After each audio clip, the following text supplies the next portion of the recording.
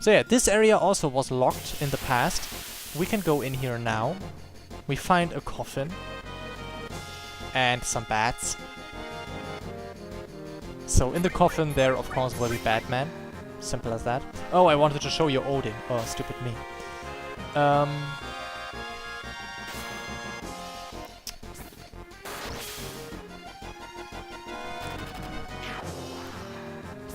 So yeah, Odin is a special summon because he has two forms.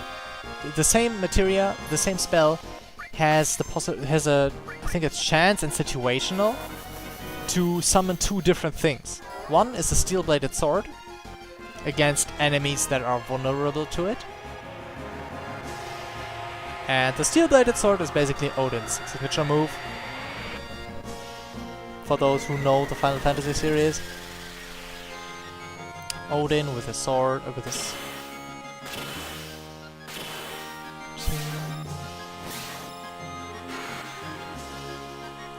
He will kill the enemies instantly. Oh my god, it's so expensive! And he has a form that is used against bosses that he cannot cut with a steel-bladed sword, that will simply deal neutral elemental damage to one target. But let's face it, neutral elemental damage against one target, like 800 or 1000 maybe. We can just use a limit for that, or just attack 3 times. That's not worth this amount of MP. So not use it. We can talk to the coffin.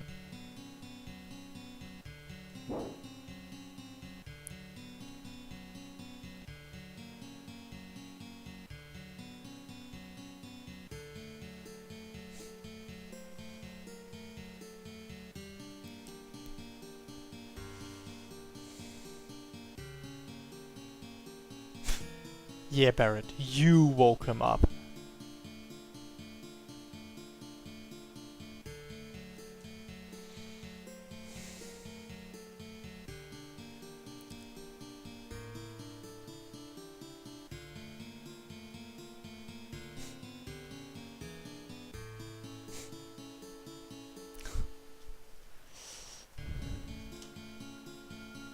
Yeah.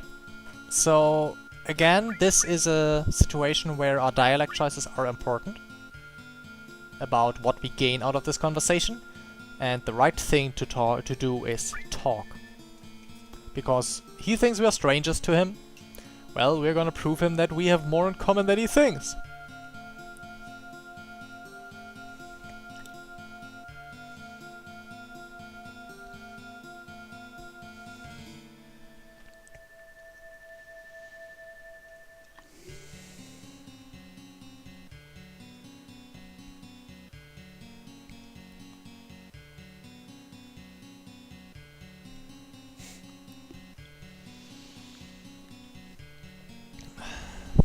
So yeah, trustworthy foolhardy Cloud, explaining all the things.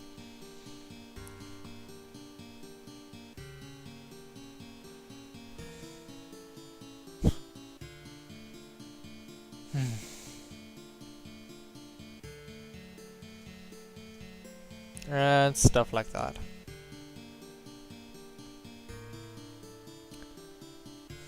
And we're being ripped off.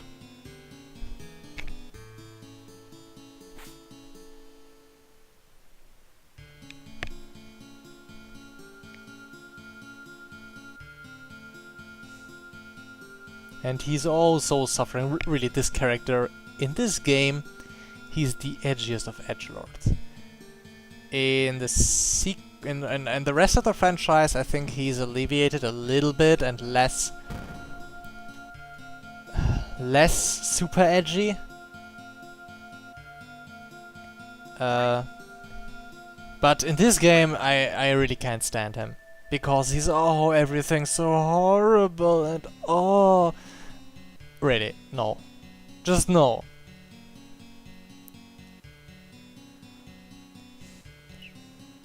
And oh look, he's an ex-Shinra. And we can name him, you know what this means. He's a Vincent. Good old Vincent. he is the one that was referenced in the letter we found upstairs.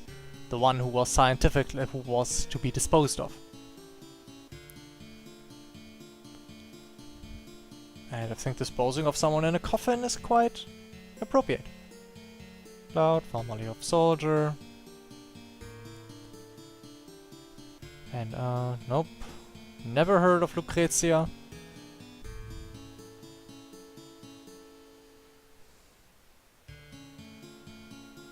But actually, this is all completely optional, by the way. The key... oh, I totally forgot to mention this. The key we found in the safe was it that opened this door. So to get this dialogue, you need to do the safe thing. Forgot to mention the simplest thing. But even though it's optional, it is quite tightly tied to the story. Because of this Lucretia person.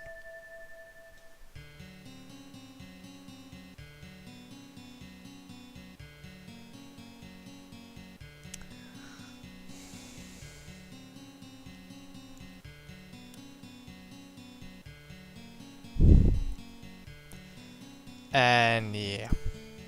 Literally, I'm not gonna comment on Vincent's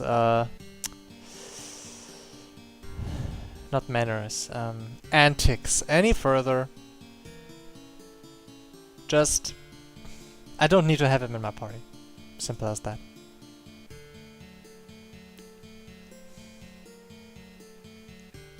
He's just confessing his sins to us and relishing his suffering.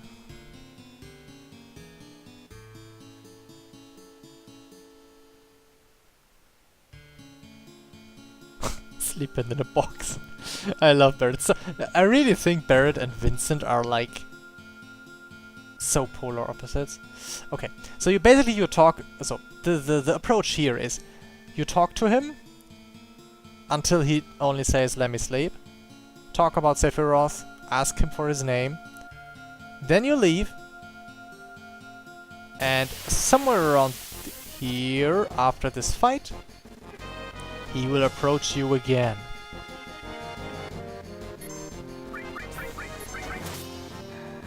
Oh, preemptive attack. Hard to see with the bats.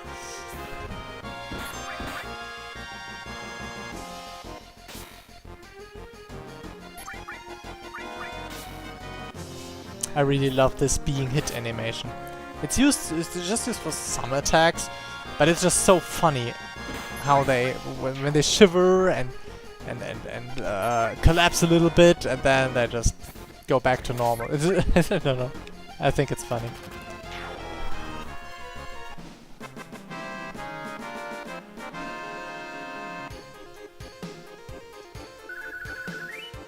You see, even those 3 simple bats gave us 800 experience. Ah, here we are. Oh my god, it's so unfair. Here we find. And of course, everyone who knows Gust also knows Hojo, apparently.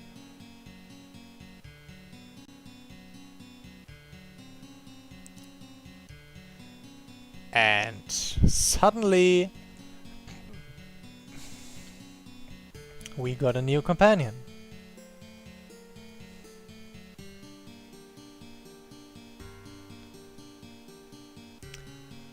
And yeah. Possibly out for revenge. We're not gonna take him though. Gonna check his... Oops. Okay, whatever. Kinda worried about my recording hard drive's space. Okay, things look a little bit less bright here. A scratch left by inside the fingernail. Feeding time, that's our chance.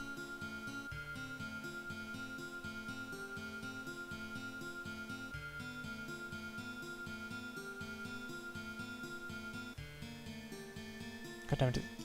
Oh, that's another one. Let's get out of here. Feeding time, that's out. No.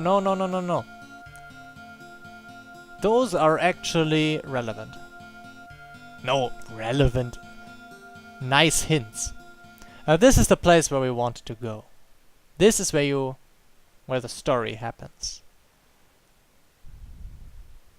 Cue the good old Western music. Or this one.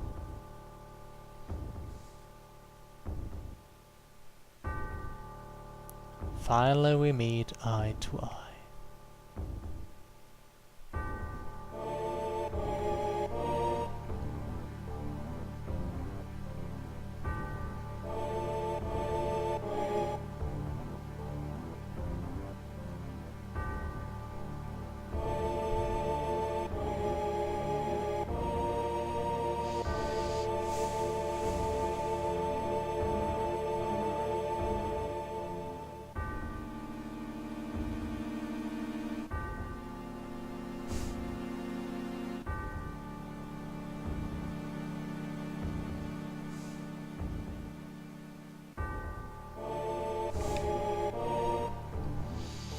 So yeah, we got a new direction. Oh, that's not how you use materia, dumbass. Retard. Oh, I got superpowers, I don't need materia, I'm just gonna throw it at you. Smack. But yeah, that's about it. Materia. Right. So yeah, the material we got is quite a nice one. Useful in about 5 fights throughout the whole game, but in those 3 fights it can basically save your ass. Hey, that might be a little bit exaggerated, but De-Barrier. It's the first spell that's so incredibly useful. With this spell, you can kill any barrier that the character has, that an enemy has. A barrier, a Z barrier, and also Reflect, which is the 3rd form of barrier, which will not weaken spells, it will instead throw them back onto the caster. There are some... I know of one boss, at least, that is using Reflect. And with De-Barrier you can make the fight lots easier. So it is not a bad... I mean, you can also level it to level 3, use Edit Effect and have an attack that natively kills everything that is killable with death. That's also a valid way to do it. So it is a useful ability. Dispel, the 2nd form, is simple. It kills not only barriers, but basically any buff, like haste, Regen, stuff like that. All those things are lifted by Dispel, just a more powerful version.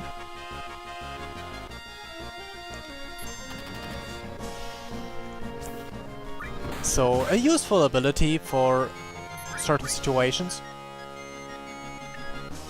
Yeah. We'll level it eventually, I guess.